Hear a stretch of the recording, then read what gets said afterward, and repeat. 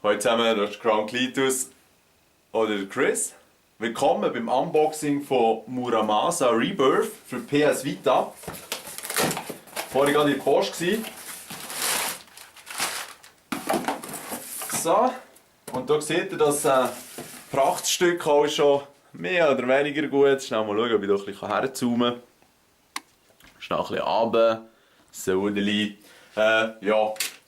Muramasa ist ein Game, das vor Jahren, sage ich jetzt schon mal, auf dem Nintendo Wii ist rausgekommen und dort relativ gute Kritiken hat bekommen. Ich habe es dort nie gespielt und habe jetzt gesehen, dass es eben für die Vita-Version mit HD-Grafik und alles gibt. Und als Collector's Edition noch ganz praktisch, und das wird vermutlich die sinnvollste Collector's Edition für mich sein seit langer Zeit. Kann ich jetzt zeigen, was da drin zu finden ist. Und zwar haben wir jetzt eigentlich gerade als neben dem Game wichtigsten Bonus für mich. So, jetzt sehen wir es glaube ich ein bisschen. Das Licht reflektiert schön. Es ist einfach so eine PS Vita Hülle. Und sie sieht zwar ein bisschen, ja, nicht gerade billig aus, aber schon nicht so high quality wie vielleicht andere Hüllen, wo man ein bisschen mehr zahlt. Aber das ist ja auch nicht unbedingt die Erwartung. Es hat immerhin hier hinten ein schönes Bausterli für einen hinten Touchscreen. Hier hat es noch das Logo drauf, ihr seht.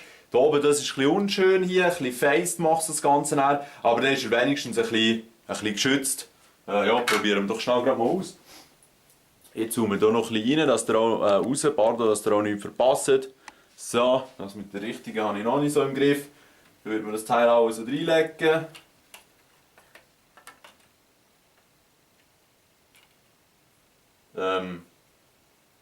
Moment schnell. Das geht doch gar nicht. Das sind ja voll die Analogsticks verdeckt. Hey, nein. Moment schnell. So. Nein, vergiss das. Ah, schau jetzt. Ich glaube, ich habe es richtig verpeilt. Es ist einfach so, dass das Ding so reinkommt und dann vorne der Schutz. Dann hat man hinten irgendwas offen, keine Ahnung wieso. Und dann ist er einfach so zum Transportieren. Ah, und dann kann man so aufmachen zum Zocken. Jetzt ist gut. Kann man es so noch hinten klappen.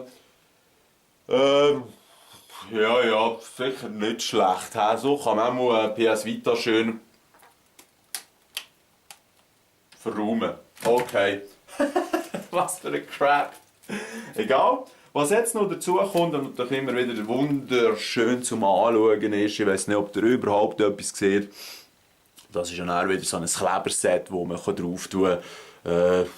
Habe ich noch nicht manchmal gemacht in meiner Gamer-Karriere, aber es ist sicher noch nett.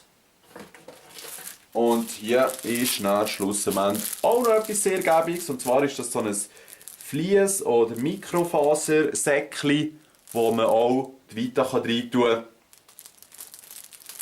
Also eigentlich nur zwei praktische Zusätze bei dieser Collector's Edition. Dann haben wir hier innen noch irgend so ein Umschlägli.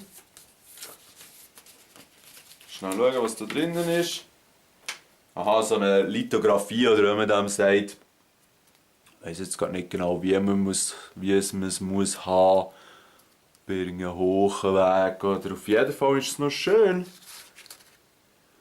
Ja, es stellt sich halt immer die Frage, für was, aber ich würde sagen, bei zwei so nützlichen Sachen wie eben die Hülle für PS Vita und das Mikrofasertücher-Säckchen kann man schon noch so eine crappy Karte dazu bekommen. Und die wären das Game. Und das ist das erste PS Vita Game, das ich jetzt so mit Hülle gekauft habe. Den Rest habe ich mir alles runtergeladen. Ich meine, wieso so Zeug rumstehen, die nur verstaubt. Aber wiederum ist es doch auch noch nett, wenn man mal so eine Verpackung hat. Und es ist verdammt herzig, wie klein das Teil ist. Moment schnell. Nur schnell zum Vergleich. Ich meine, PlayStation 3 Games sind ja auch schon nicht so gross. Aber das ist dann noch eine ganz andere Liga. Ich weiss, viele von euch wissen das schon, aber für mich ist das auch noch ein bisschen neu. Ja. Also, ja, das war es eigentlich gewesen. ja, Muramasa Rebirth Collector's Edition für PS Vita. Ich bin gespannt aufs Game, ziehen wir das sicher rein. Momentan spiele ich auf der PS Vita Persona 4 Golden. Das ist so noch recht ein abgefahrenes, ich weiß gar nicht, wie ich das so beschreiben soll. So ein bisschen viel Story, ein bisschen RPG-Element und dann wieder ein bisschen Fighten. Ja, macht einen guten Eindruck. Ich hoffe, es hat euch gefallen. Ich wünsche euch einen ganz schönen Tag. Tschüss zusammen.